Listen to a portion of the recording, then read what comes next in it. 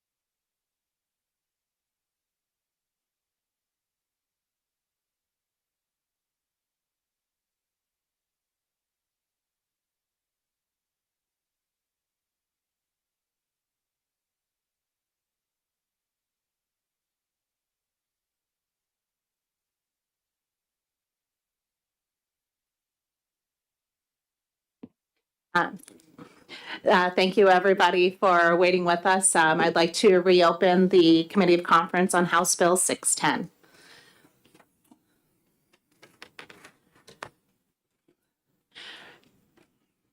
So House Bill 610 obviously deals with the changes to the bail reform structure. And that's something that we are working on in the House. This is something where I would like to make sure that our members of this committee of conference who are on criminal justice are able to speak to what our intentions and plans are regarding bail reform. Thank you. I'll start. The bill that the Senate is putting forward to us today is actually a mirror of a bill that I co-sponsored with Senator Abbas. And I actually retained my own bill. And the reason being, based on the numbers after the election, it became apparent that the electorate wanted us to work together in a bipartisan fashion. I made that commitment to the Democrats on my committee and in the House that we would work together to come up with a comprehensive piece of legislation that could pass the House, pass the Senate, be signed by the governor. Having said that, the piece of legislation before us very well could, in some form or fashion, end up in that legislation. But as a standalone bill, I myself cannot go back on the commitment I made to work together to come up with a comprehensive piece of legislation that had input from everyone, all the stakeholders, that was inclusive and open to everyone and transparent. I spoke to several people since we last met, and it was raised to my attention that the bill before us could have unintended consequences, such as someone could be charged with domestic assault for a simple bump and be held 36 hours. Someone could be charged for a sexual assault that was 10 years old and be arrested and held 36 hours.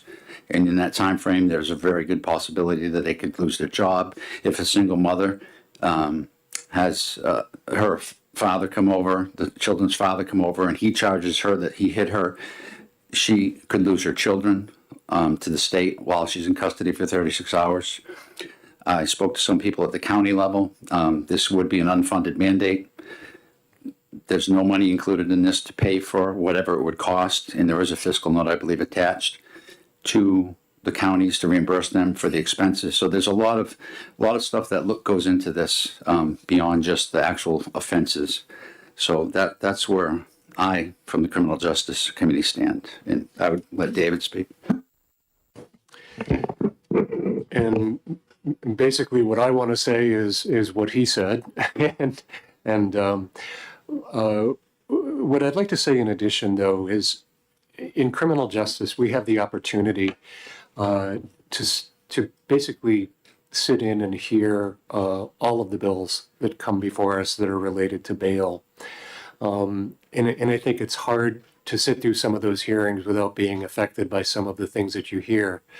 But one of the other things that that strikes you as you sit through hearing after hearing after hearing is that we have problems with the bail system that just go beyond the way our laws are written.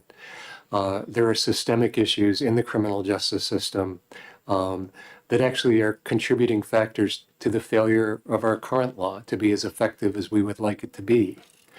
One of those factors is the fact that police officers right now have no way of knowing if the person that they're arresting is actually out on bail.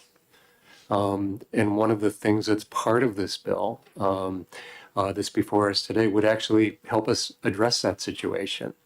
Now, it would take probably a year for a system like that to get built, but if we were able to agree that that was something that we would want to do today, then that would be relatively sooner. But as Representative Roy said, there are issues with the other bail component of this bill that are they're constitutional, number one, and these are things that need to be addressed. And they need to be, and I think one of the things that we would like to do is have the opportunity to put all of these things on the table and come back with the best legislation that we can, that has the best opportunity of addressing the issues that have brought us here today in a comprehensive way.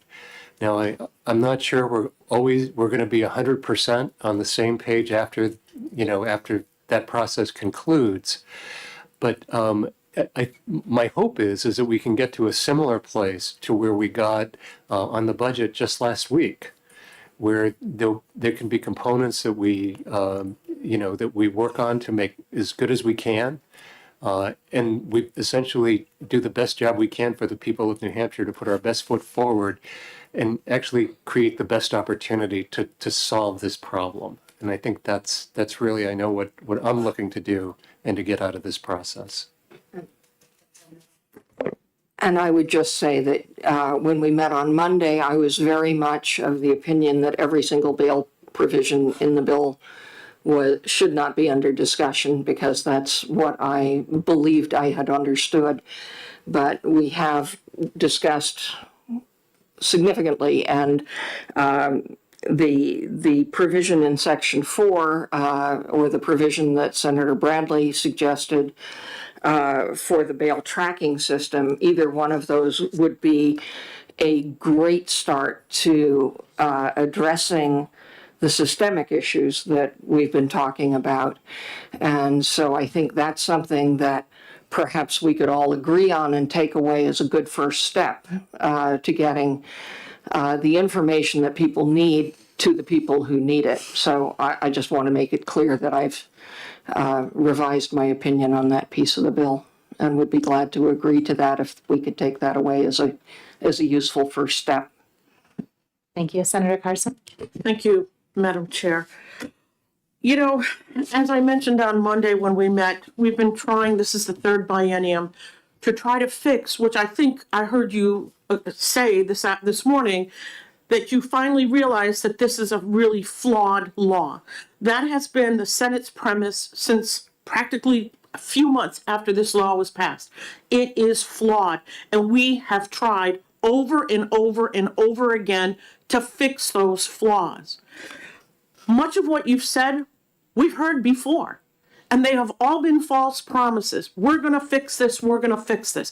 Nothing has happened. The Senate has led on this issue to try to get this law fixed. But every time the House comes up with something else. Now we're hearing about systemic problems within the system. I mean, enough is enough. The time has come to say we need to fix this law. We have compromised over the past three bienniums over and over and over again with the House. But it's always something else. And I'm going to predict that if we walk away from this, it's going to be something else. And we will be sitting here next year having the same arguments over and over and over again. The time to do something is now. We have stripped this down to to violent crimes. We're not talking about crimes against property. We're talking about crimes against our fellow human beings. And you can't even agree that we need to fix this. I don't understand. Let me ask you this. We have a list of these crimes. Which ones do you want to throw out of this? We've heard domestic violence. Representative Roy talked about issues with domestic violence. Do you want us to throw that out of this list of violent crimes? Would that make the House feel much more comfortable? What else in here don't you like? Let's put it all out on the table. Let's hear what you have to say instead of putting it off until next year, where we're going to be allowing more criminals to walk our streets. The police are angry and frustrated because they catch these guys and they're turned around and they're released right back out on the street to commit more crimes. We're making their jobs harder. We're putting the public at risk. What is it in this list that you disagree with the most? And let's talk about that. And if we have to pare it down, let's pare it down. But I would like to hear what you don't like about this list, because this is in statute. So I would actually like for us to take another break until 10:30. The House would like to confer. sure, whatever. Enough is enough.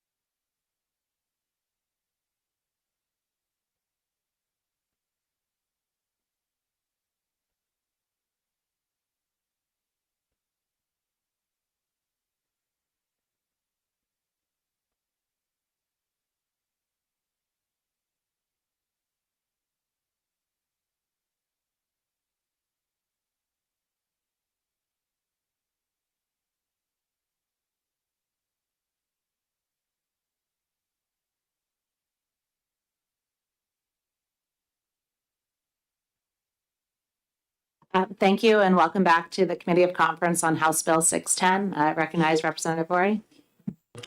Thank you, Madam Chairman. I'd like to, first, I'm going to respond to Senator Carson's comments.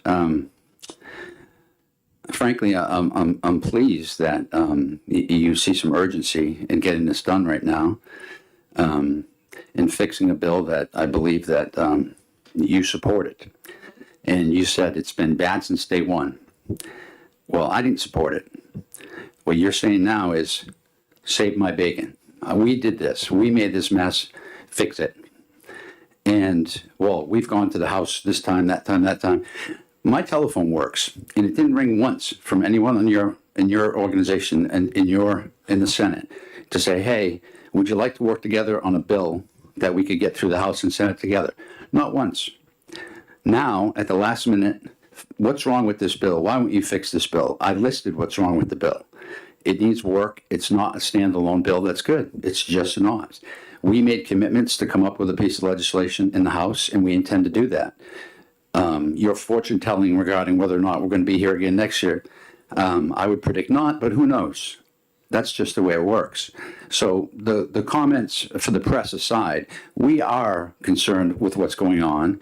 We do want to fix it, and we're happy to work with you to fix it.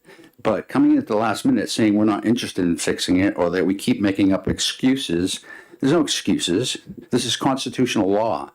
And I'm not going to put citizens at risk of unnecessary detainment with a broad swath without looking at it to make sure that it doesn't have unintended consequences, and this does. We need to do it not with slapping Band-Aids on leaks. We need to fix the entire piece. So, in my position is that everything you said is incorrect as far as the House's position goes.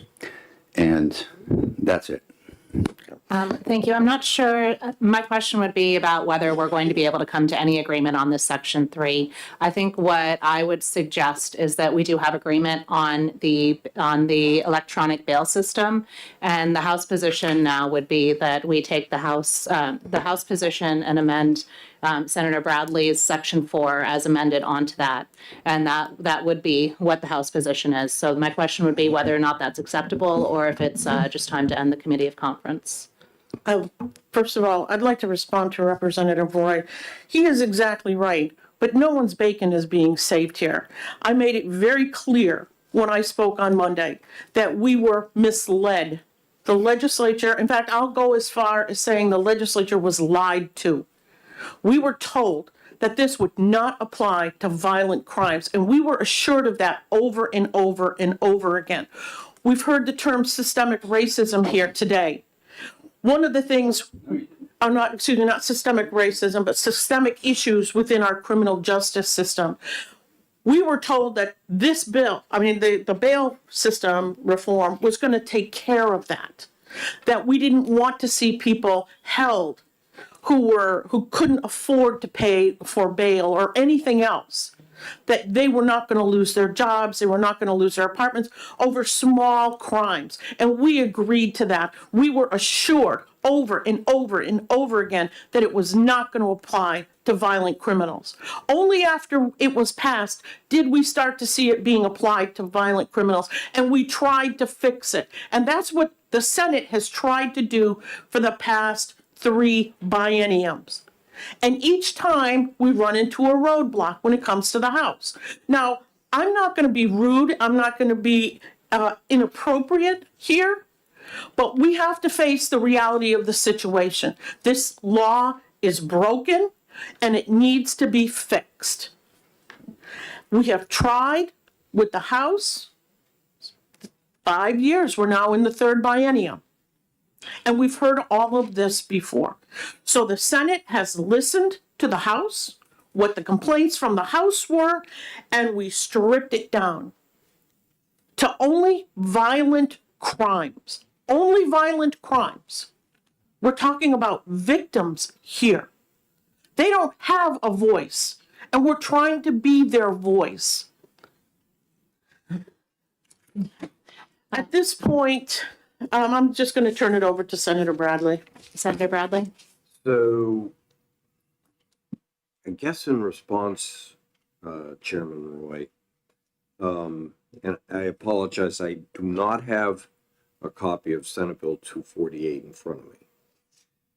But I believe it is identical language, identical to Section 3. So both Senator Susie and Senator Abbas sponsored those two bills, and thank you for co-sponsoring it. So I think the cooperation, between the sponsors, at least, between the Senate and the House, was there. And we chose to move Senator Susie's bill, and that was in consultation with Senator Abbas, because we just thought it would generate the most enthusiasm to get bipartisan support for. Now, maybe that was a mistake, maybe it wasn't a mistake, but I guess I go into detail because you co-sponsored the identical language.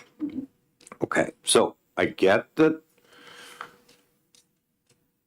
there might be some issues at this point in your mind, but back when you put your name on it, you thought it was okay enough to put your name on.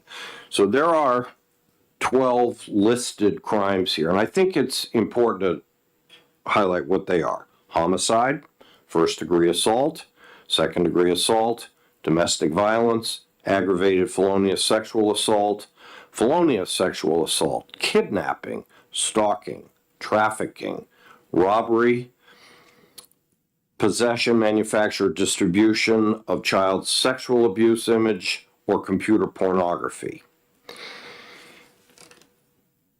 I've sponsored the two earlier iterations of what's now Senate Bill 252 and Senate Bill 248. Senator Susie's bill and Senator Abbas's bill. When I sponsored those, I think there was a 72-hour window. We dropped it back to 36.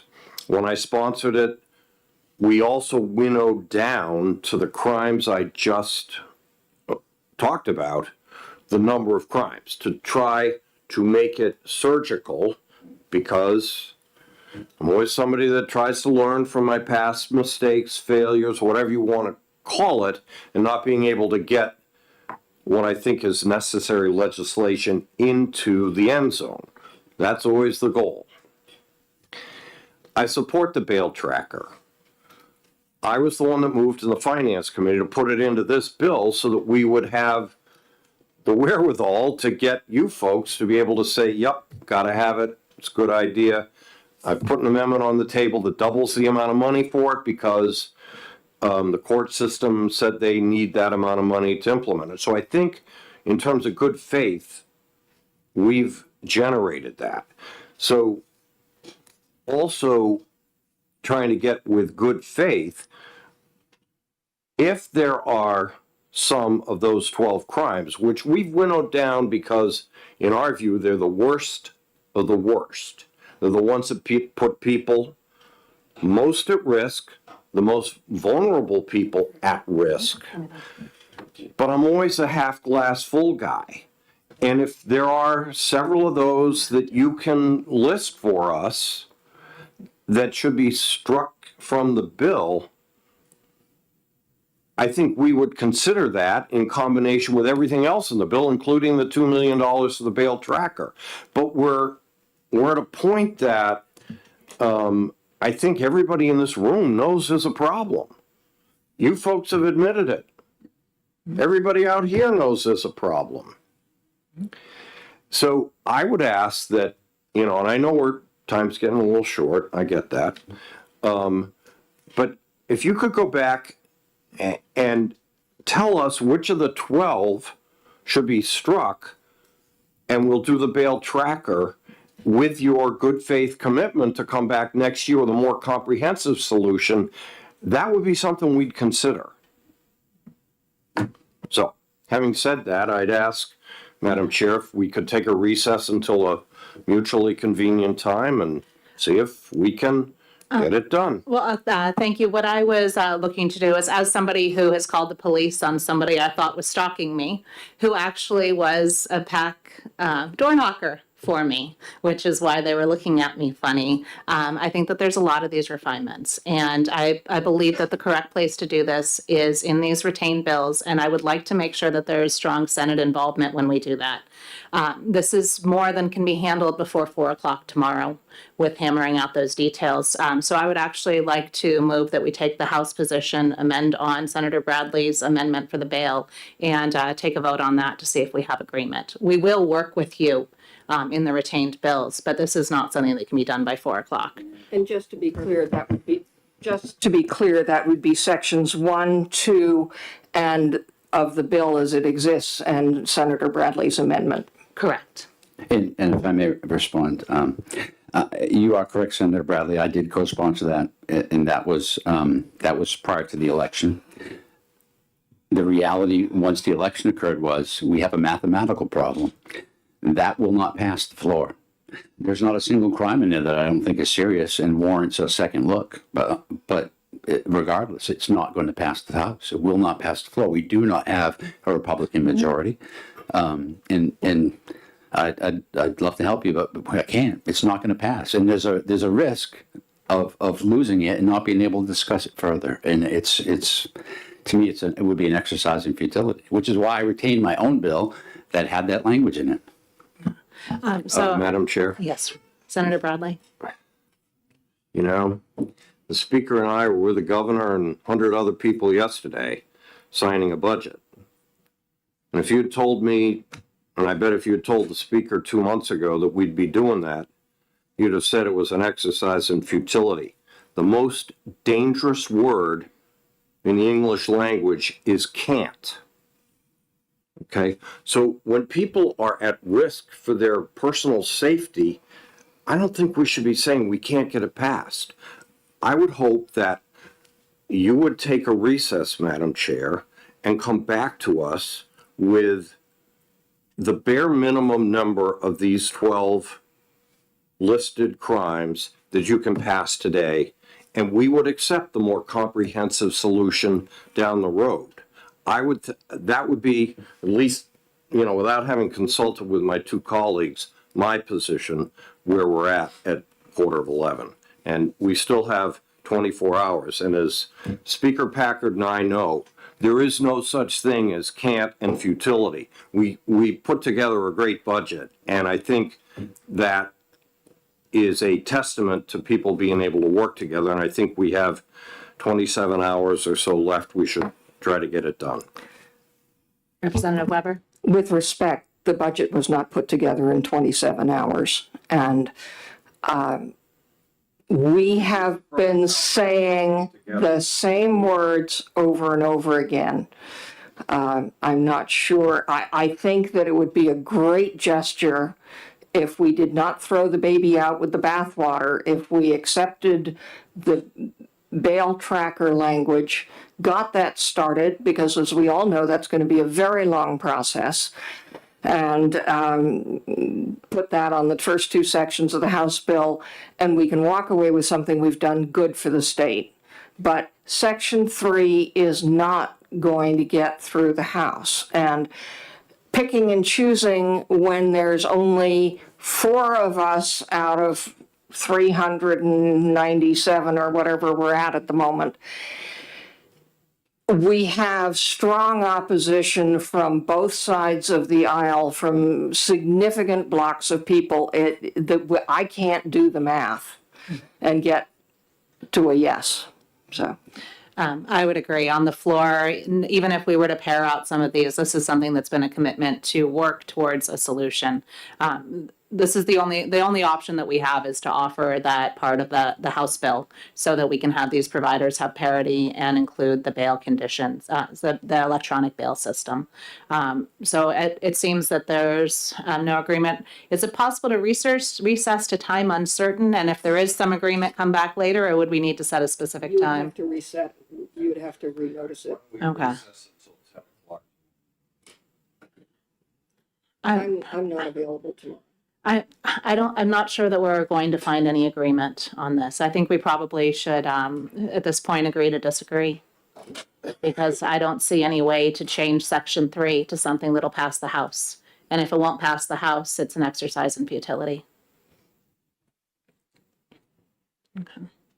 Well, I thank everybody for their time and for their effort on this. I hope that we can have a similar effort as the Criminal Justice Committee works through these 5 retained bills so that we have something that not only has bipartisan agreement in the House, but also has bipartisan agreement with the Senate, so that when the, well, yes, but we need to have, I recognize that. I recognize that, but what we need to have is agreement in the House, because the House are the ones that are closest to the people, and we're hearing more from our specific constituents, both those who need to make sure that people are staying in and those who have experienced some of these fringe cases, that even though they're an edge case, they're the things that can lose a house or a family. I asked for your involvement with the retained bills so that we have something that's acceptable to everybody, so that in early January, we have a bill pass on the floor, and if it's a Senate bill, have a concurrence. If it's a House bill, move quickly in the Senate, so that we are only 6 months behind, but with a far better product as opposed to a Band-Aid. So I would ask for your help and commitment on that. And I would say that that would be what is different than the past 3 bienniums, is that we could start with a change and actually work together from the beginning of a piece of legislation, instead of in both separate houses and then trying to come together at the last minute. It's just, we need to be together from the beginning, and then there's no surprises for anybody. Thank you.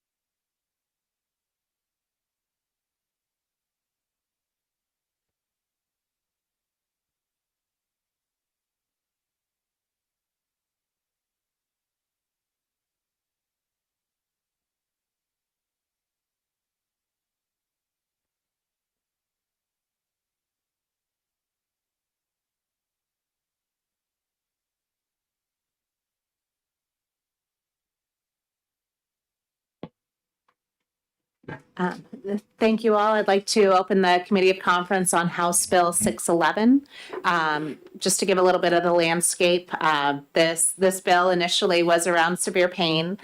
In sections 1 and 2 are changes that were made that passed through the House on consent.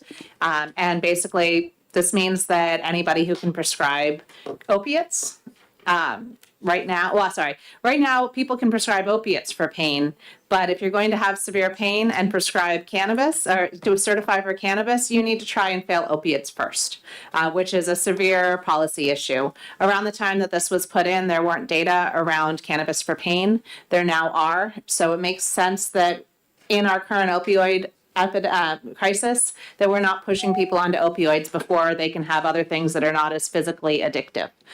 So this is an important bill in order to make sure that we're also not pushing people into surgery to correct problems with their actual spine for pain before they can try cannabis, because cannabis is far more reversible than spinal fusion.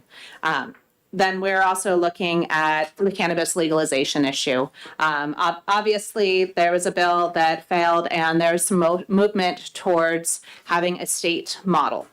There was an attempt in committee in order to bring forth a changed bill that would address this, and I believe that the way that the commission to study the state-controlled sale of cannabis is to be able to make sure that we have a solid look at this so that legislation can be introduced so that we can actually find a solution to this that would meet stakeholders. Then that sunsets as well. And there are 2 areas around the Therapeutic Cannabis Medical Oversight Board, basically that's codifying what they do already in Section 5. And then in Section 6, it is looking to correct what was seen to be an oversight around hemp products, because the reading of it was that federally, anything that's derived from the hemp would not be under the scheduled drugs. We have some information from the U.S. Department of Justice saying that any of the synthetic derivatives of hemp are not classified as hemp at the federal level, and so any synthetic derivatives actually are Schedule I drugs. So it seems that the language we have probably already addresses that within our state, because when federally hemp does not include synthetic derivatives, it's one of those areas that's already addressed at the federal level. I would like to turn this over to Chairman Hunt to speak about the layout of the commission, what he's been doing and working very hard on this process, and what insight he has and what he would like to see. Sorry. Excuse me, I just have a Yes. question. Yes. Is that in dispute? If it is, I want to get it out here on the table. I know Chairman Hunt has done a lot of work, but we have proposed a commission. Are you proposing something different? We would like to Microphone. I'm sorry? look at it in another light, and that would be two elements of it, or 3 elements that we're concerned with. First of all, is that we don't want it to be called a study commission. We want it to be a committee to create legislation for next year. Okay, so just some clarification. If you're talking about a committee, what are you talking about? So we would think that normally it would be just legislators if you're creating Okay. legislation. So that is, I just want to make sure we're clear. Right. This is an issue that you would like to change it from being a commission to a committee To a committee of legislators. Okay. legislator for All the right. purpose of creating legislation. Okay, thank So you. then in terms of the task, and then the only third item would be is the effective date should be upon passage. Okay, thank you. Yeah, I just on that issue, I think, I don't think there's agreement that this is the model. And so that's why the commission was created to sort of study this. I think if you're saying this is a committee to create legislation for state controlled, I think you're putting the cart before the horse. The whole point of this is to see if this is correct for New Hampshire, this model. And so I'm not sure we want to, have a committee just already with the goal of creating legislation for this model. I think we need to study it, which is why all these folks are at the table. Representative Weber? I just, with respect to the structure, I am thinking back to a wonderful lesson I learned from when then Representative Nancy Stiles chaired a legislative committee that was tasked with dealing with the issue of truancy. And what I learned from her, it was the year that she went from being a representative to being a senator, but she managed over the course of a number of meetings to include every single possible constituent in the most inclusive way. And because all of them were interested, from homeschoolers to truant officers and school boards and teachers and therapists and community members, it was the most inclusive and comprehensive work I have ever seen. And one of my concerns with creating a commission, and one of the reasons the commissions have often grown bigger and bigger and bigger, is people say, well, if they're on, I want to be on, and if they're on, I want my voice to be heard. And I think if you restrict the membership to legislators, you are actually creating a forum in which everybody gets to have their voice heard if the person running the committee does it well, and we have people who do it very well here. So I urge that as not less inclusive, but more inclusive. It means that everybody who is a stakeholder has an equal voice. And I think that that's a positive thing in terms of the structure. It also would allow us to get going immediately. It's a large task to have done by the end, by December. But in answer to Senator Whitley's point, I really appreciate the focus being on creating legislation, because it incorporates everything that you have said. Obviously, they may not come to an agreement of some kind of legislation, and they may decide that legislation is certainly not right and in which case they could say so. And of course, anything they create gets presented to the House and Senate afterwards anyway. But I think that it gives a focus to the study so that we are remembering as a committee that the goal of this is going to be something that would be presented to the House and to the Senate at the end of it. And I think that that's a focus that sharpens the way the issue is studied and can take into account all of the points that you made about is this right for New Hampshire? Are we going in the right direction? But that's my thought on it. May I? Yeah, just Representative Whitley. so I just wanted to clarify that I see where you're saying about it being more specific to drafting legislation, and if that's the case, then I think it should be broader. So it shouldn't be to create legislation for state-controlled sale of cannabis. Perhaps it should be broader, so we're not saying in the legislation that we're creating a certain type of model, which I don't think everyone has. Well, we're reading the letter of the way that it was written. Mm-hmm. It is written to address all the issues of a state-operated facilities. Okay, we're taking let's say the historic perspective here. There has already been a commission, and they came back with legislation, and that legislation failed in the Senate. Mm-hmm. And so we're now looking to you, senators, and say, join with us. We'll a legislative committee for that singular task to create this legislation that's going to have a state-operated facility. Okay? We know we now have the governor's blessing. Not that that means much. Just means one less step it needs to jump through, hoop to jump through.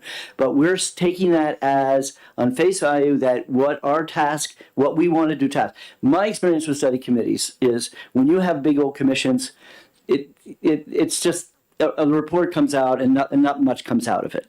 Okay. What I wanted to do is turn this into, and I'm really taking this as what you guys were intending when you sent it over to us with this language, which is focus in on just this concept. Would this work? What is it going to look like? Can we address the issues of all the different concerns? And you list a myriad of them, like the marijuana mile. I think the most saleable one that's in here that I really like is the fact that we are determined to see if we can do this to actually underprice the illegal market. And that therefore would take that out. And I would assume that that is something we all would hope any legislation we create would do, which is is that can the state replace this illegal market, and if they can come up with that legislation, if they can accomplish that, hopefully then the senators who didn't vote for it in the past, which I see two of them here, right, might feel that maybe this will work, and that's why I just am trying to focus the task on just this concept. And see if this would work. And if not, if it doesn't, it doesn't. But at the same time, at least we know we gave the committee a specific charge. My concern about putting these other people on the commission is that some of them are actually have made, I guess the police chiefs, I've never heard one say that they think that was a possible solution here, okay? And not saying that I don't believe that they would come to the table and help us draft a compromise legislation, but that we really want the people who are on the committee, the 8, 4 reps and 4 senators, are committed to putting together legislation that they're willing to put their name to. 5, excuse me, 4, 5, whichever number. So that's where I'm why I'm proposing this. It's just let's make sure they really accomplish something. They get something that we all can be able to level. We can look at and not get bogged down with what the vote was to the commission. Okay. I think you wanted to say something. I don't want to step in because we can. I was enjoying the bannering. My primary focus here is to make sure that the underlying bill gets passed. I've seen too many patients that have had failed spinal surgeries that had this been an option available to them to have medical cannabis, it would have been a lifesaver for them in many, many ways. My understanding also is that the reason that we're revisiting the bill that we passed 20-0 in the committee is because there has been some movement higher up that would like to see this potentially happen. And if it is state-run, which has never been done before in the country, unlike our neighboring states, then a commission, somebody has to look at it to see how this would mechanically work. If I'm reading the statute right from last year that was just passed, we already have a problem with the committee makeup as it stands right now. It's 5 over, right? So if that's the case, then why wouldn't we want to be, in fact, in HHS this year alone, of all the many bills that we saw, there were very few that had as much interest in participation as the cannabis bills. So having said that, if I look at the statutes and the limits and the number of people, and we want to get legislators involved, which I think we want to do, and if the end result is potentially a framework for legislation down the road, then I would think we would want to have a committee. We can start it sooner. We can have, dedicated people involved. It would be terribly all-inclusive because a lot of people want to have their opinions made. And I think that would get the majority of people. But if we have a limit of 15 people on the commission and we cannot start for a period of time, and we have 10 of them already designated as legislators, we're leaving a lot of very important stakeholders out of the room with their voices needing to be heard. So to me, it doesn't, either way, I want to get the underlying bill passed, but it would seem mechanically to get it forward with a state-run, operation, this would make the most sense, as far as the makeup and the participation. No other bill, I think, is going to get as much traction in the next session as probably one for cannabis. So. May I, Madam Chair? Thank you. We've heard everything that you folks have said. We strongly feel that a commission is the way to go. We can change the effective date, and I have had a conversation with Senator Bradley that we can get going on this immediately. It will bring everybody to the table, and everyone at the table has an equal voice. And that's what we need to hear, especially from government, because this is going to be a government-run program. We need the folks that are actually going to be in charge of doing this. They need to be at the table. So we're going to stick with with a commission. We can definitely talk about changing the effective date. I think there is an agreement on the underlying bill, which for me is a step forward, because I usually do not support marijuana bills, but even I can recognize that this is a problem, that folks should not have to go through these courses of medication and even surgery, which is really outrageous, when there's something else that can happen for them. And I'm more than happy to support that. And the other bill concerning hemp, we received some information here. I think we might do something a little surgical here and maybe just reference that one, I think it's Delta 9 THCO, and we can figure out language to reflect that. And I think that that's where we are. Well, yeah, I guess follow. What do you mean by surgical? What are Well, we I surgically mean, if doing? you look at the language, it's, when we talk about, oh God, let me see if I can find it here. Yeah, it include Delta H, or any other THC isomer variant. I believe, and just looking at this quickly, the federal government has just talked about Delta 9, so we can cross out the Delta 8, or any other THC No, it says isomer. Delta 9 and Delta 8 are Or synthetic. any other, Yeah, there's THC. anything that's synthetic, anything that hemp, you're synthetically taking hemp, that is illegal. That's a Schedule 1 drug. So just like I'm told that Sudafeds are made into crystal methadone, it's that process that changes, that from an over-the-counter, was to be over-the-counter, what you have to get from the pharmacist with your driver's license, to something that is illegal in the state. Representative Hunt, yes, please, go ahead. I'm not sure that I read this letter the same way as you're reading it. So I think we need to take a beat on that, because I think I don't read it the same way that you're reading it. So I think we need to take, because we just got this letter. Yeah, I we just understand- saw this, I- I'm just yeah. reading it here, because it looked to me like, that they're specifically talking about Delta 9 THC, but I'm gonna have to go through this, we just received this, so, we need to have a Well, discussion about I this. guess I also want to reassure you that the Commerce Committee has a Senate bill in our possession that we are working on. And that we would be presenting that bill, that would be coming out, and we'll be working on it this fall, and we would be sending it to the House floor. And that's Senator Everett's bill. So it's not like this is not going to be addressed. We need to address it.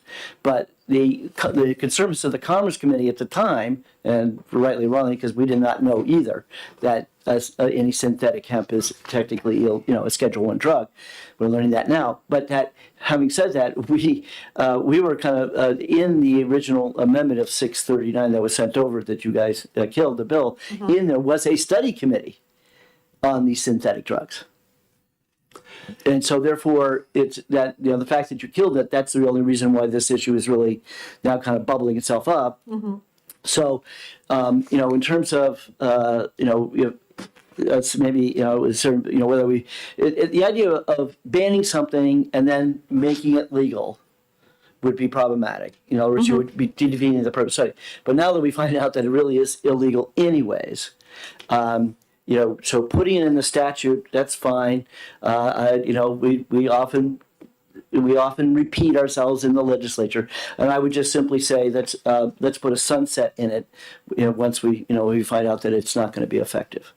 You know, So, and I would also like to say that with that, with it already being designated a Schedule 1 federally, then if we're dealing with this and specifically calling it out in our statutes, I'm concerned about whether that would be the type of law that then would need to be effective January 1st of the following year, if the state might then be going after somebody, which to me brings the question, because I don't understand criminal justice, as perhaps we've already seen today, because it's a very complicated field.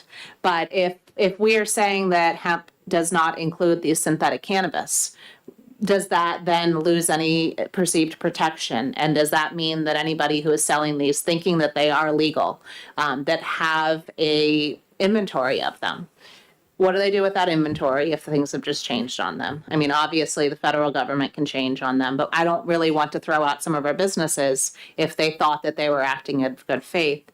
And if now there's potentially larger consequences and state legal consequences, it's my understanding that whenever there's a change in the criminality of something, it goes into effect January 1st.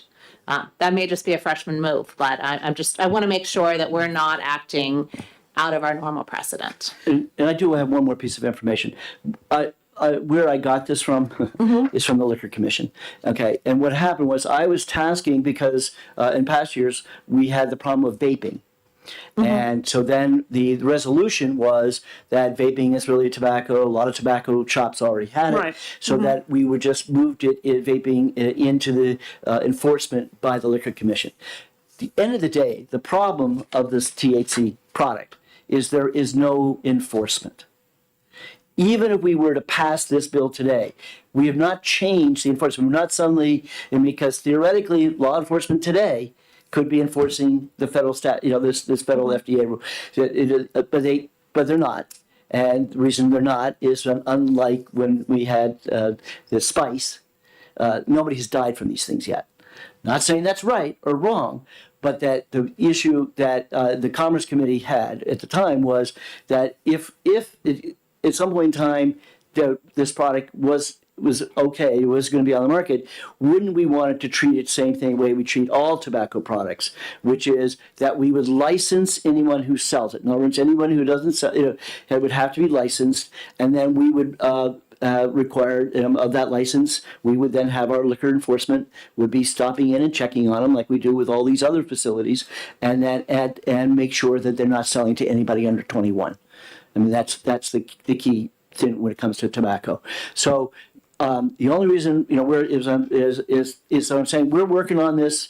We understand that this is some people think it was a glitch in their statutes.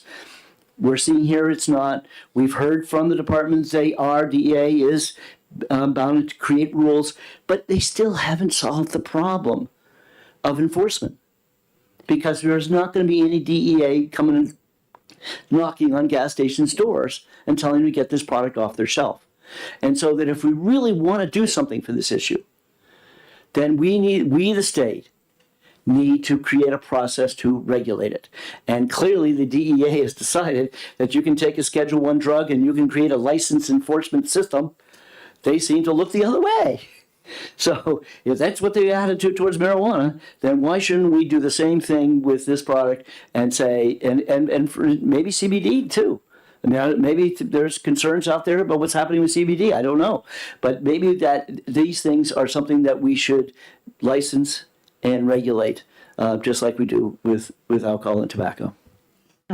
And actually, I'd like to say one other thing on that. I was looking at this and looking at our vaping laws on the e-cigarettes. That includes anything with cannabis in it. And that prohibits any of these products that are vaping products from being sold legally to anybody under 21 years old. So we've had reports of these being sold in places where nobody's being carded and nobody's ages are being checked. Adding this into the statutes wouldn't change that existing fundamental flaw, and I think that it's more important to make sure that we are doing what we need to protect our youth from these dangerous products and not allowing them to seep out the edges and be sold in places that are not already involved in the process of selling tobacco and alcohol and being involved with age-restricted sales. Senator Whitley? Yeah, but wouldn't a prohibition be protective of our youth? Wouldn't that be more protective of our youth? Well, evidently not, because the prohibition exists already. It would need enforcement, and that's our So problem. this letter stands for the proposition that those are already controlled substances. Schedule Your- I drugs right, so are your already- we already argument is have- that it's already prohibited Correct. for the sale, and New Hampshire's just throwing up our hands. But what we're saying, No, we're saying nobody's enforcing well, it. let me finish. So what we're saying is that we know these are harmful, particularly for children, completely unregulated. Feds aren't doing anything. So why wouldn't we take the protective action in New Hampshire? That's what we're saying. What have you changed to actually make the, how many times have you guys seen this where we already have a law and someone passed another bill and they're saying, well, we gotta inform people. If people don't know the law that exists, or, we gotta do something. And what I'm saying is, what more, if you haven't figured out who's gonna enforce it, right now, law enforcement in New Hampshire absolutely charge people with Schedule I drugs. They do. But they are not choosing to enforce this one. Why passing this bill at this moment is going to change that at all? May I respond? Right. So I hear your concerns with enforcement, but we pass many laws in New Hampshire without a guaranteed enforcement structure, right? So what we're doing right here is a public health measure to say to our businesses, you can't sell these things to kids. It's dangerous. So that's what we're coming from. It's on the businesses to follow the law, right? And so just because we don't have like a full guaranteed level of enforcement, I don't see that as a barrier to doing something protective of children. No, it's not protecting anybody because it's not enforced. Right. So let me ask you, in the spirit of negotiation, if we were to cave on this commission, would you be willing to just pass an effective date for this statute out beyond this committee for the next legislative session? So at that point in time, that committee can take up this issue and resolve it at the same time. Are you talking about vaping? I'm not vaping, No, not vaping. This Delta 8, this section of the bill, just make the effective date of this, push it out a year. why a year? If you folks because- have it in the committee and you've retained it, I believe we will resolve it in the committee. so you're gonna have an enforcement piece. We would try to figure out an enforcement would be, that's true. What I'm saying is, why pass this now if we know that you're gonna have a bill on the House floor come January? Why do we put this in, why would we ban it and then come back and say, oh, now that committee can then change the law that just went into effect? Because I'm looking at this, Representative, and I'm going, one of your main arguments is enforcement. We can pass it, but there's No no enforcement. enforcement. Correct. But you can't commit to having an enforcement piece with a bill you're gonna come out with in January. I can commit to that, if you're asking me that. If that's what you want me to do, is to have enforcement. But, because I would just enforce, the only enforcement is, I guess, somehow to bring, if the enforcement is the ban this product, we're banning this product altogether, is that what enforcement you want? Yeah, I mean, it's illegal. It's illegal. It's a Schedule I drug. It's available for anybody who wants to buy it right now. And what we're trying to do is we're trying to keep this stuff out of the hands of kids. Okay, so how would you do that? Sorry. Representative Weber? I have an actual question here. Is there a percentage in having the language in the New Hampshire statutes because there would be more of an impetus for New Hampshire law enforcement to enforce it as opposed to waiting for federal law enforcement to come in? I think that's And correct. I'm just throwing that out as a question. I think that's correct. And also it's New Hampshire law, so New Hampshire businesses are more, I would say, paying more Well, if attention to it. you guys really want that, then I does think give we should authority go back to this commission answer the versus, question. we've got to have some compromise here. Oh, I know, and I mean, we can talk Which one about. you want, in terms of how important this is to you to pass this statute Okay, well, we'd like to versus that discuss. commission. We'd like to discuss. So Yeah, are that would you be looking to great. take a break to a specific time? Yes. Okay.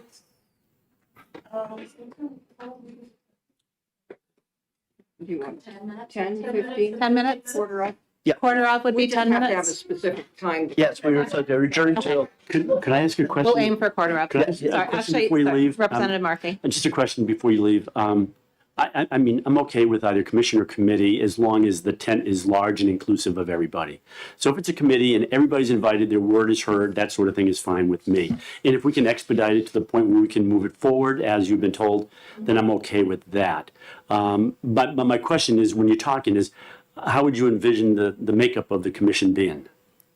Do you know how that would look?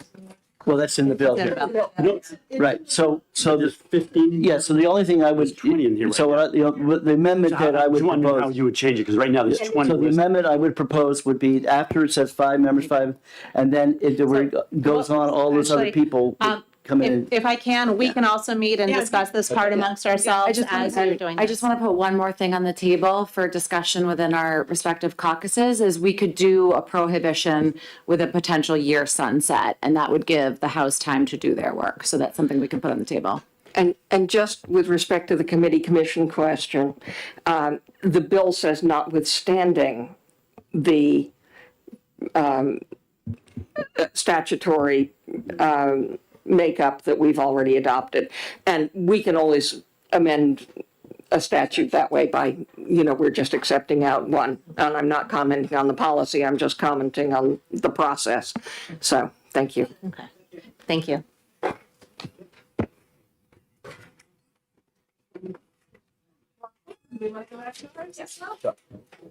It's the one place we're allowed to caucus.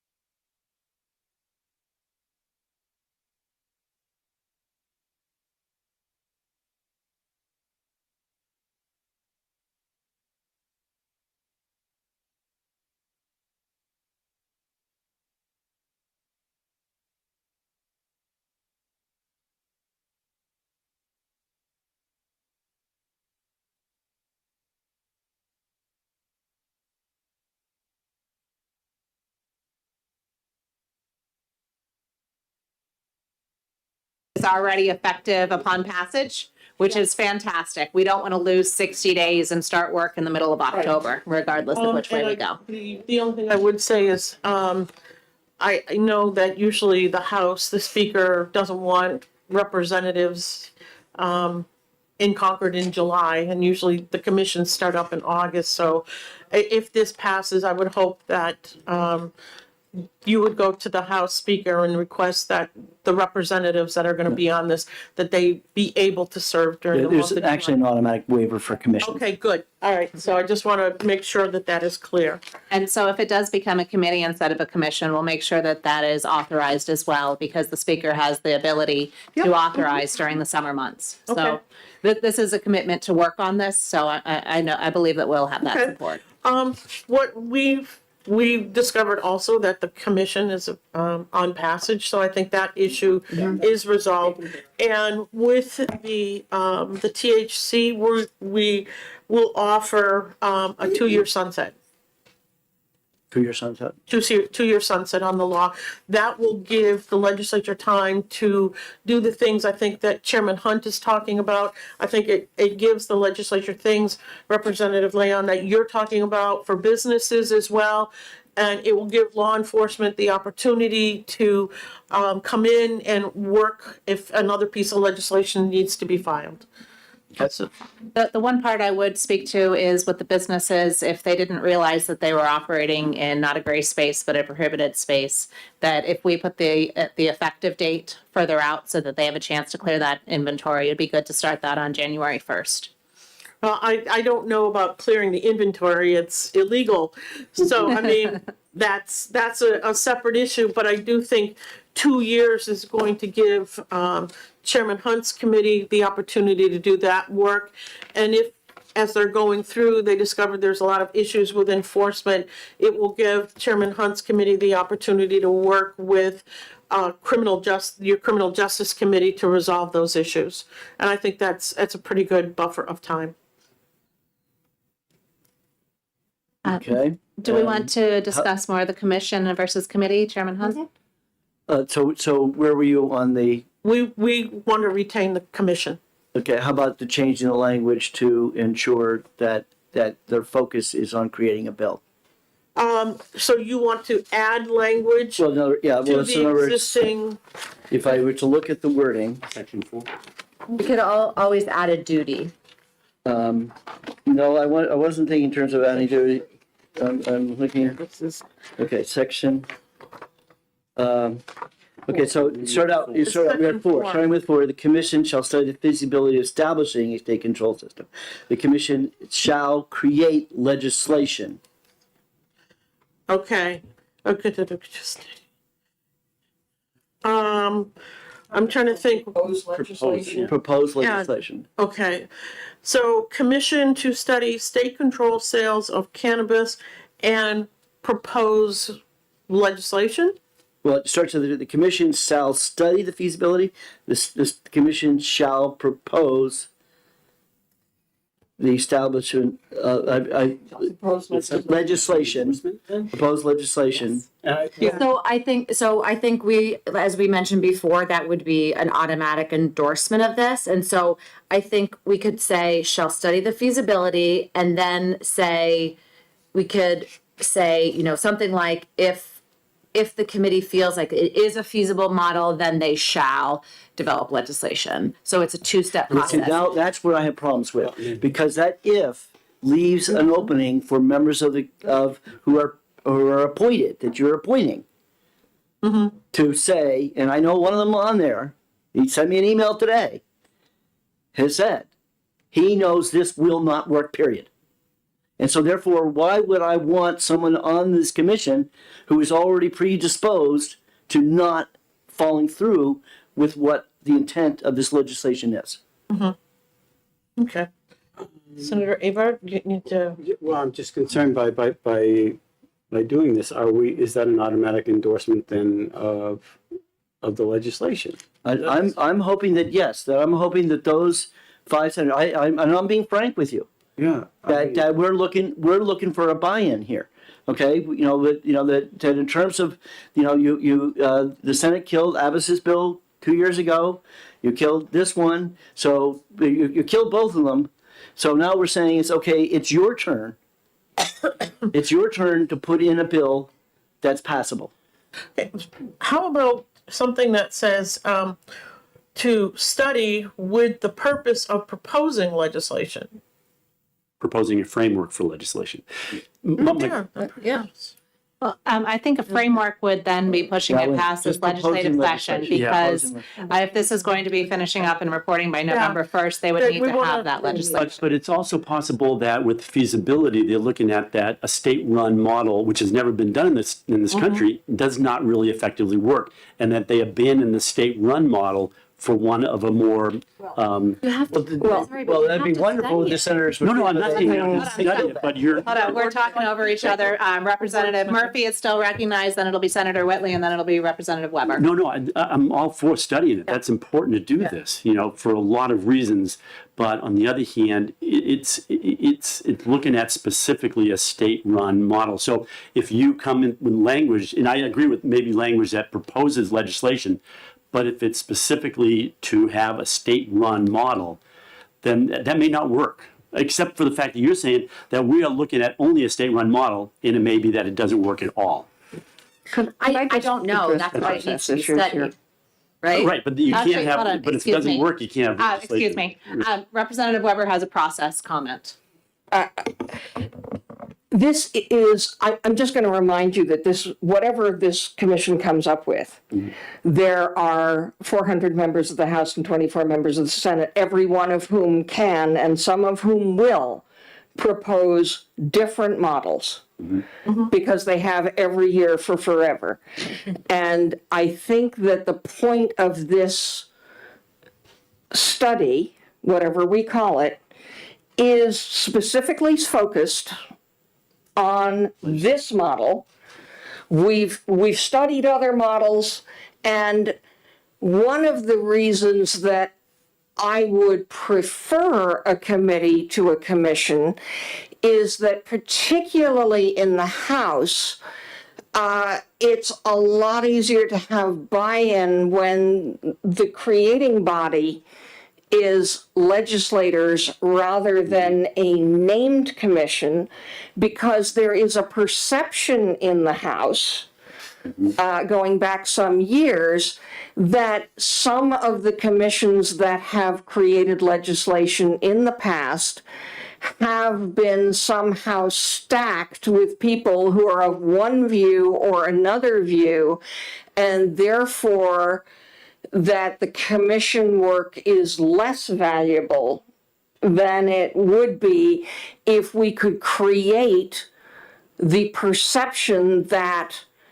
everybody who had a dog in the fight was listened to by legislators, and that the resulting proposed legislation was created by legislators. And what you want is a diversity, and I think the 5 and 5 helps with this, of legislators from different perspectives and different backgrounds, and unusually for a lot of the things we study, 5 from the House and 5 from the Senate, to make sure that there's buy-in legislatively for the product, if there is a product. We don't know if there's going to be a product, because people may simply decide, wow, we can't figure out a way of making this work, in which case that's worth knowing.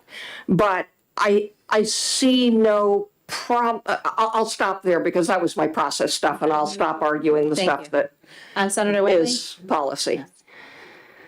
I do think recognizing your concern about having an actual piece of legislation, I think what Senator Carson has proposed is a good compromise. I would like to say that this is a process that the House has delivered year after year, bills for legalization of cannabis. It's something that's desired by the people of New Hampshire across the state. I believe that we basically had the charge that if there's something that's going to pass and be able to make it all the way to law, it needs to be a state-controlled model, which is why I believe that trying to get to legislation with a state-controlled model will let us see if that actually is a path forward or if it's just another attempt that's not going to go anywhere. In my view, if we can't even agree on that charge of the committee and commission, that kind of gives us our answer. If we don't have enough confidence in a state-run model to even be able to agree that we're going to meet and draft this legislation, perhaps that means that the effort's doomed in the first place. Sorry, If I Senator may Carson? answer, thank you. I think we just need to fine tune the title, and I think that I would agree for proposing legislation because that really is the end point of it. It's not going to keep going on. We're going to look to see if this is going to work.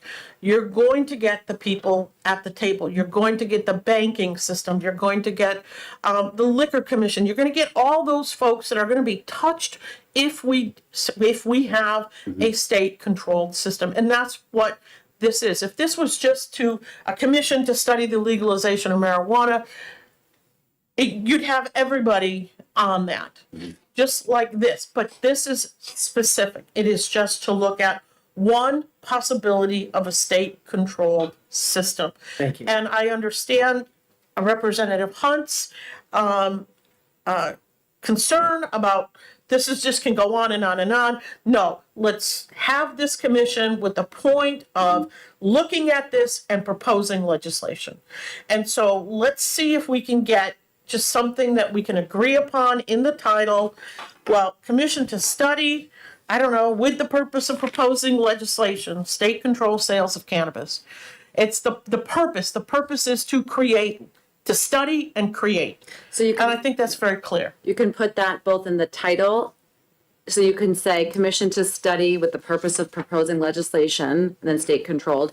You can also put it in paragraph 4, the commission shall study with the purpose of proposing legislation, the feasibility. You can put that in 2 places. Yes, that's what I'm And looking for. I do think It's actually already in 6, by the way. Yeah, and so, I mean, I agree, we've gone over this over and over, and we've had a number of bills. And you're right, they do tend to die in the Senate. So let everybody come to the table and see what we can figure out. And rather than just something that's coming from somewhere and we really don't know, and the information's constantly changing, let's get our state folks to the table and see if we can even do this. Because if the commission decides we can't do this, then guess what? That's now off the table. We don't need to discuss it anymore. Then we need to look at what other things are out there and see what we can come up with. And hopefully by then, the federal government will get its act together and they'll take care of this issue. So we don't have to. It ain't happening. I actually have a suggestion for a change in the commission membership to better tailor to the need of hearing from people within the state. And then also staying within the RSA that was supposed to limit it. I absolutely see the value of having the Attorney General, the Governor, and the Liquor Commissioner. That those would be very, very important voices that need to have solid buy-in. I'm concerned that there's voices that may not be heard by naming all the others specifically. And so I think that perhaps a commission that has legislators and state agencies and state bodies involved on the commission, but leave everybody who's not part of that state and would not be running that state model, so that all those people who would be impacted and touched by this legislation can come, be heard, make sure that they are part of the process, but they're not limited to just one representative from each of these groups, because this is a very multifactorial issue. You have the growers, you have the sellers, you have the processors, you have the testers. And so by having one person as a representative, it's hard to hear all of those voices. So. If I may, these people were, the members of this were chosen very carefully based upon the individuals that have come into us, to the legislature, that are here routinely, and offer us testimony, guidance on marijuana issues. So, we have a representative of the New Hampshire Cannabis Association. We've got a member from the ACLU. We've got a representative from the alternate treatment centers. We've got a medical professional that appointed by the Senate President, and a representative from the communities of alcohol and drug-free youth. So we're getting both sides of the issue. If there is someone else that you think should be on this commission, please. Like I say, it's adding is going the wrong direction for me. Right, but I mean, I'm not even sure why the bankers are still on here. they're not. Oh, yeah, they are. Well, you know why? Because the bankers handle the money, that's why. And So we I'm all just know saying is that marijuana is the illegal more, federally. in some people, the more the merrier, but in my mind, in every commission I've been, doing this as long as you have, Sharon, know. that the commissions are usually, the more you put on there, the more it doesn't get anything done. Yeah. Okay, that the less is better.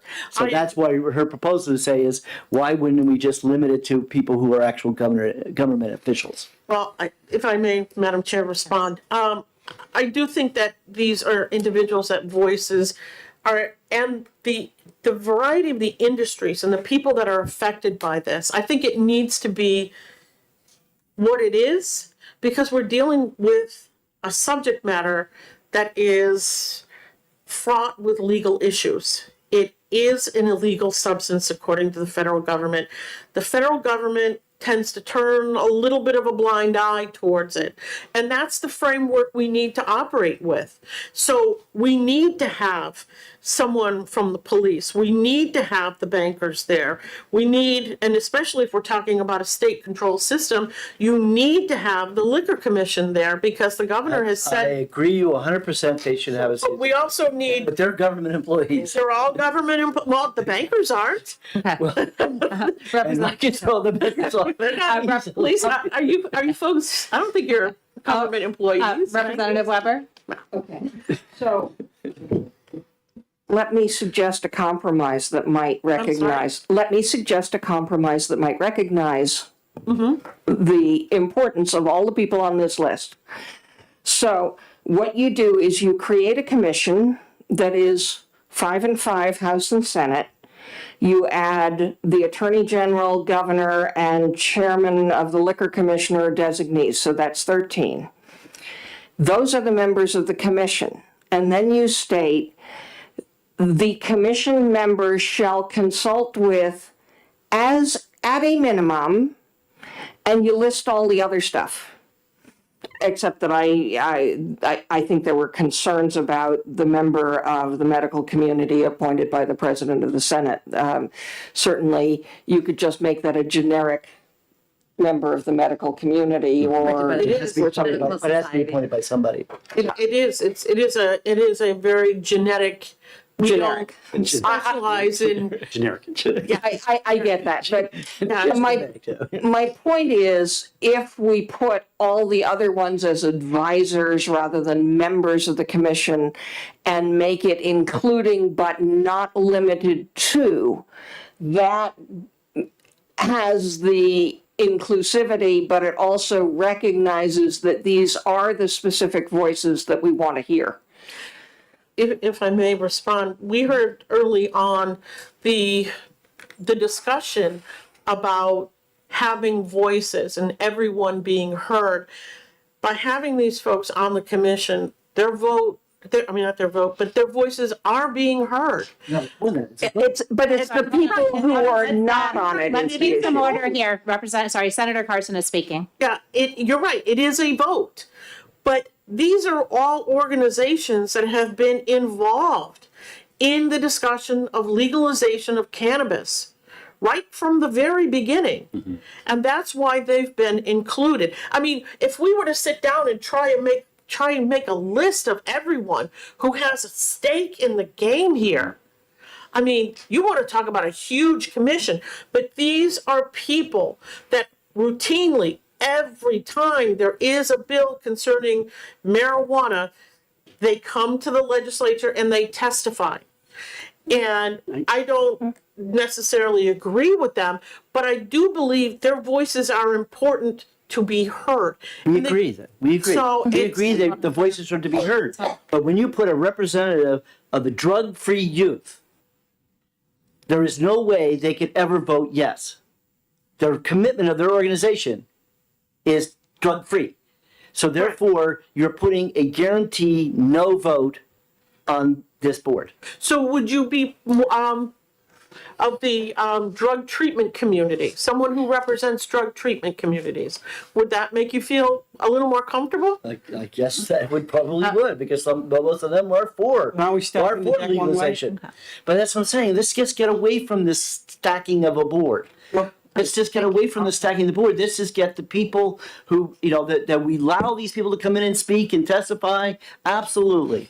We allow them to tell us what they think of whatever the proposed legislation. We absolutely want to hear from them.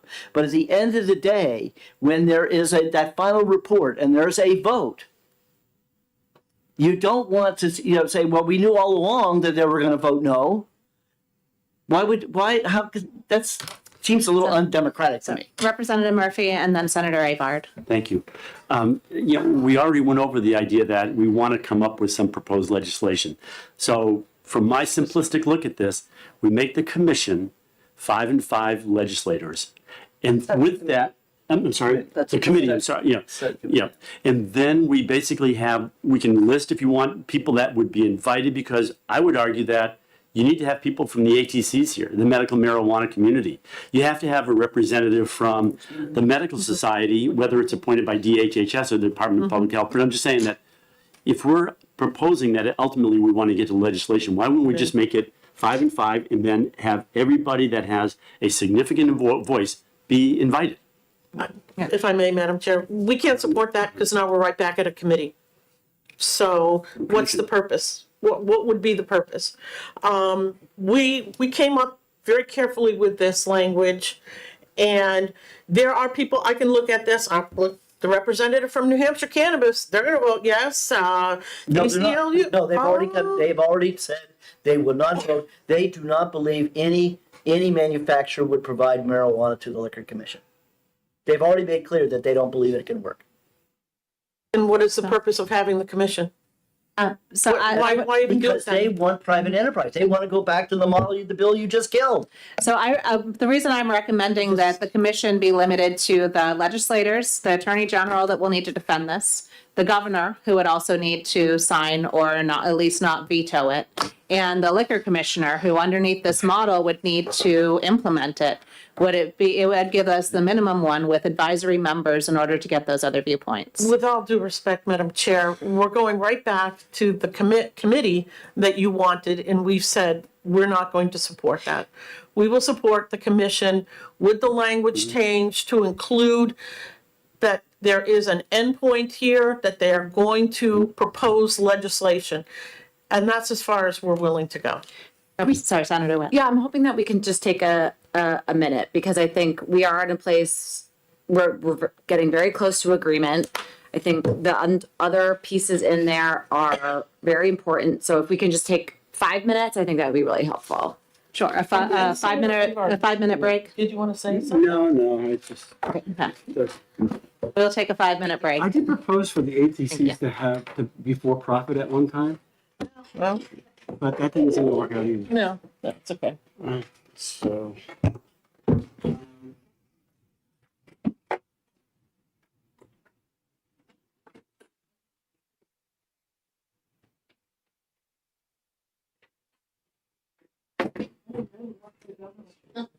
I bet you didn't know that either.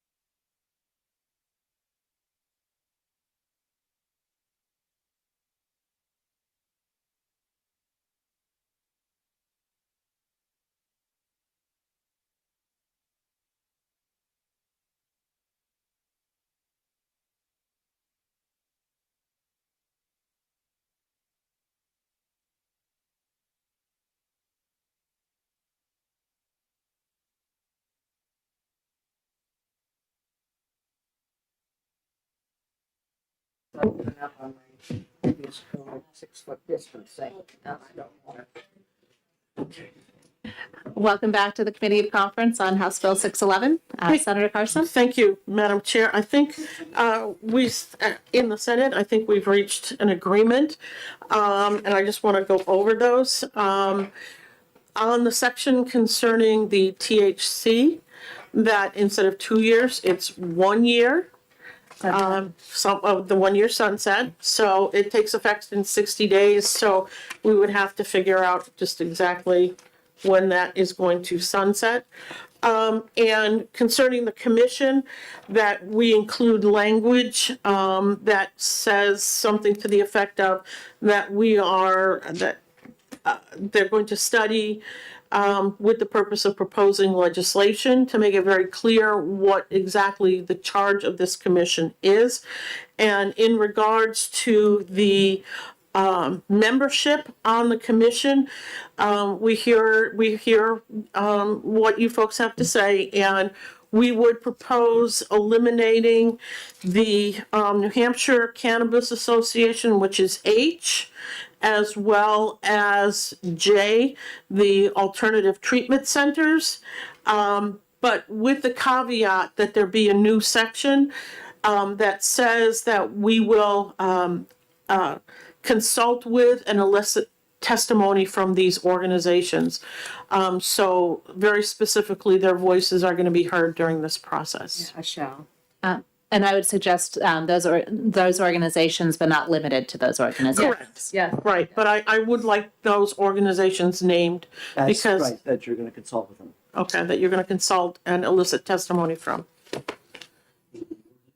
Eliminated too. Correct. Which other ones were being eliminated from the list? That's it. Those are the only two. There was some discussion about the representative communities for alcohol and drug-free youth, but if you go down to section 4 of the handout that we have, you'll see the charge in section B is keeping marijuana away from kids and out of schools. So that's why they're there.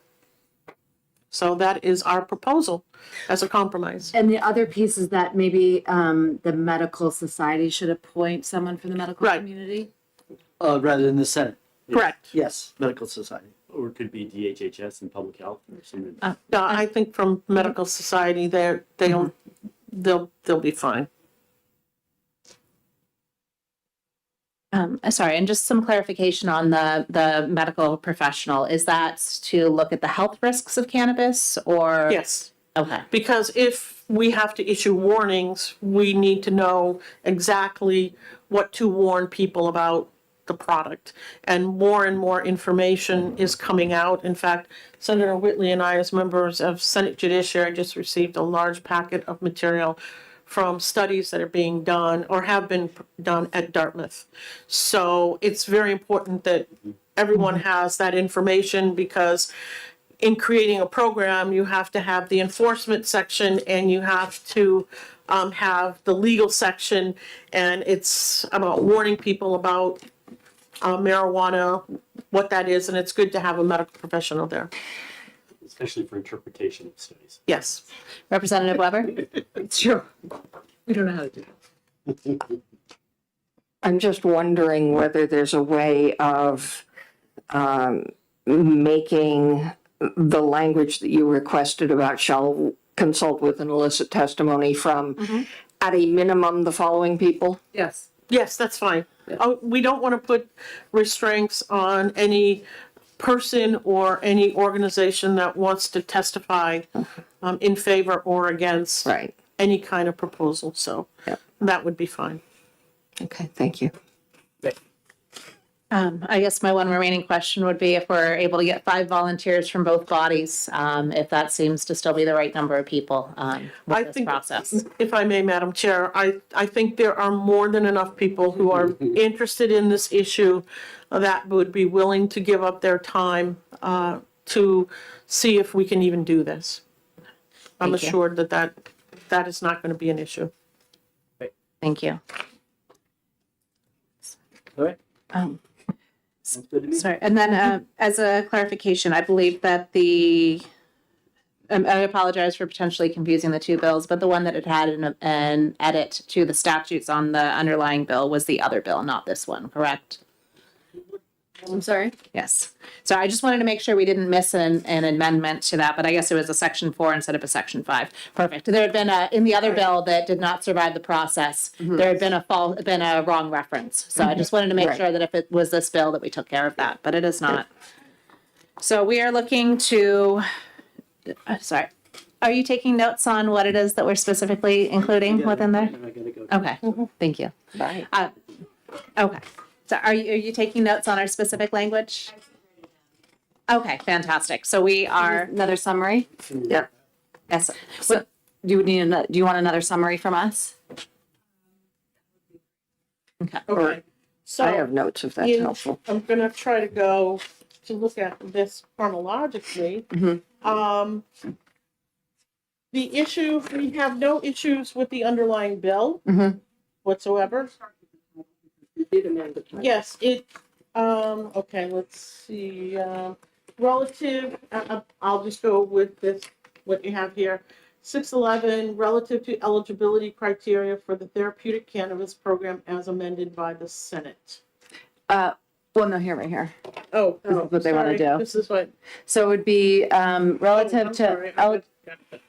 relative to eligibility criteria for the therapeutic cannabis program and establishing a commission to study Yeah, you'd have to put. With with. the purpose of proposing legislation. Correct. State-controlled sales. Yes. So that's the first edition. Yep.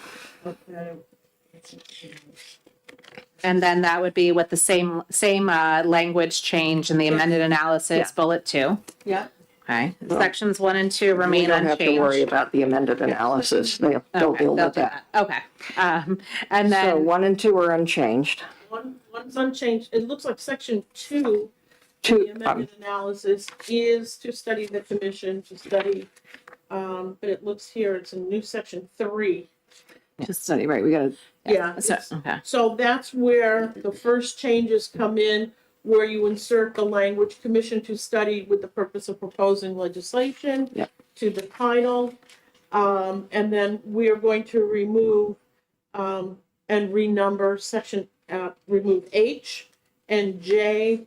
So the representative from the ACLU will now become the new H, and K will become the new I, and L will become the new J. And then I think that is. And- oh, And then in 3, we need the language, the commission shall study the feasibility, shall study with the purpose of proposing legislation, the feasibility. we also need to add Yes, that the commission will consult and elicit testimony from at minimum. But that goes the New Hampshire. after. This is Okay. the purpose section. Right. Okay. Oh, So then the purpose, that actually is not section 3, that's section 4. The study shall, right. and that's the same, Right. study the feasibility with the proposed legislation. And then, but you're right, it did come before. At the end of section 2, let's see, 2. well, that's just the members. We've got the members, but at the end of the members, we also need the provision that the commission shall consult with and elicit testimony from, at a minimum, the following. We could also make that, so we start, if you look at section 5, 6, 7, those are where we're adding duties, they shall. So perhaps they shall elicit that section should go. Yep, that's fine. Okay, so we'll put that in here. Will that be a new section 6 by standalone? I think as a standalone, it'll be a little bit more clear that Right. while we do have an understanding of a lot of opposition to the state-run model, those voices are very, very important to be Well, we're heard. not gonna say anybody's not gonna say that opposed or, I think that we just we need to make it very clear that, that they're going to elicit testimony from, these organizations that we've taken out as well as anyone else. So you can add it before, You wanna do, I think- before 5 or between 5 and 6. But if you do it just at the bottom of Roman 2, which is where we took them out of, The so committee, you've got A through, what's now A through J, and then you say, just have a freestanding sentence that says the commission shall consult with and elicit testimony from yeah, that's. at a minimum the following. So it's right at the bottom under J. That sounds good. Is that okay? So, So that's part of Roman numeral 2. Yep. yeah, Yeah, and then in Roman numeral 4, we need to add, shall study, basically. shall study with the purpose of proposing legislation. Legislation, The yeah. feasibility of establishing. Okay, and I think that's all in that particular section. And I think, when we come to the hemp project, product, I think we need to put the sunset in. Since we don't know what date it'll be effective, and because plus 60 days will probably fall sometime in August, would it make sense to make that effective September 1st and then make the repeal September 1st? Of 2024? Effective Or you 23? could just do 1 year from the effective. Normally, you just do it 1 year from the effective date. So, okay, so we'll do that 1 year from the effective date. So then we would need to add a section 7 and renumber the effective Yep. date with the repeal. So you're gonna be spending a lot of time with OLS. Yes, I will. Okay, You have my notes for me? Thank you. okay, she got it. So it seems like we have agreement. Great. Seems we have Okay, it. great. We need to vote or? No, I don't, it's up I guess to- all those in favor say aye. Aye. All those opposed say nay. Okay, Thank you. thank you. Pleasure doing business with you. Absolutely. It's nice to reach agreement. Yes, it is. Thank you. With that, we conclude the committee of conference on House Bill 611. Thank you, thank you. That is a huge relief.